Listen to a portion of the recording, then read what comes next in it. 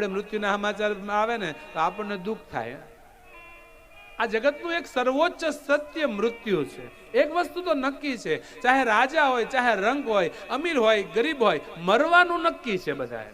પણ તકલીફ એ છે આપણે એનાથી દૂર ભાગ્યા ને, મૃત્યુથી દૂર ભાગ્યા. આપણે મરવું કોને ગમે છે? એ તો વાત થાય કે હવે ભગવાન દોરી ખેંચી લે તો હારું. બાકી માજી ભાડો લઈને જતા હતા, માથે લાકડાનો, 80 વર્ષ, કંટાળેલા બર બપોર, અને બોલ્યા હે ભગવાન ઉપાડી લે હવે. અને માજી બોલ્યા ને ત્યાં માથે યમદેવ નીકળ્યા. એમ જો લાઈન મહિના કેડે લઈ જવા અત્યારે લેતો જાવ હારો હારે. કે યમદેવ આવ્યા, માજીને કીધું માજી હાલો. ક્યાં ક્યાં? કે તમે કીધું ને ઉપાડી લે, લેવા આવ્યો હું યમદેવ. માજી કે એમ નહીં, હું તો એમ કવા ભારો ઉપાડી લે. મરવું ગમે કોઈ? વાત થાય મરવાની બાપ. એ તો અમારો કબીર કહી શકે, મરને સે સબ જગ ડરા, મોરે મન આનંદ, કબ મિલી હો કબ ભેટી હો પૂર્ણ પરમાનંદ. કેદી આવશે મૃત્યુ? જેથી મારો ભગવાન વિમાન લઈને લેવા આવ્યો હશે. જીવનમાં એવા કામ કરજો બાપ, મૃત્યુનો ડર ન રહે તમને. જે ખોટું કરે ને એને ડર લાગે, સાચું કરે ને ડર કેવો?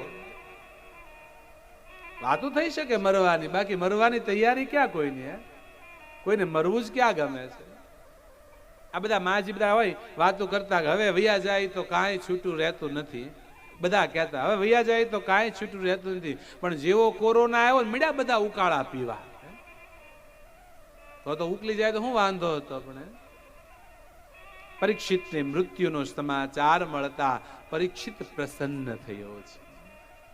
રાજા પરીક્ષિતે વિચાર કર્યો કે હવે જો મરવાનું નિશ્ચિત હોય, હવે કાળ નજીક આવી ગયો હોય, તો હવે આ સંસારમાં રહી, આ ભોગ વિલાસમાં રહી મારે સમય બગાડવો નથી. મારે આ બધું છોડી હવે ભગવાનનું ભજન કરી લેવું છે.